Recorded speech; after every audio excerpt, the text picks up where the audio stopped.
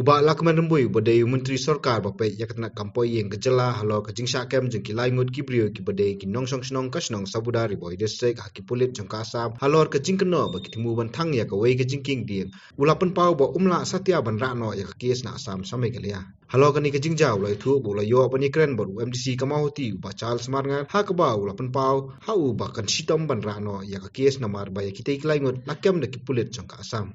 Hoi kaladon kajing kem ye ki laingot ki breu ki bedai ki khasi haka to thai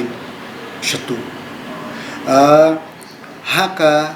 allegation jongki kalomba ki thmo ban thang ya kataka jingke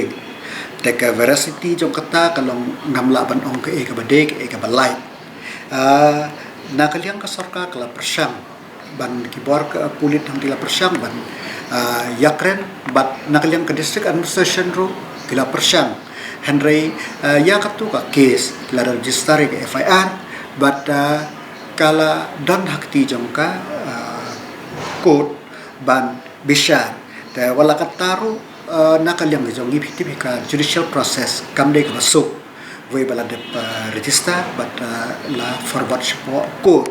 kamde ka basuk ya ka sarkar ndre nakaliang jong ka sarkar abang ong kumta ngil persam ban pe ke ka bangila khnang ba kine ki breu kinyo ya ka jibisar ka ba khoi la ha ka nok ka benta phi kata ka ching ong jong u MDC ya ka jing tho hol a jing tho ngalai kren bat u ngala jeba bi ka ju ko ngajba menne ba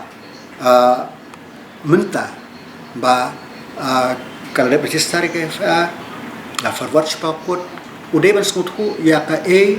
ka judicial system cooperate ya keren yang ban transfer ya ka case na po Assam siapa maklia kata kamla ban batai ya kata namar baka judicial process ko ong nipi kadon teh rengi na kalian ka sarkar ka ba ka ba ni persang kalong ba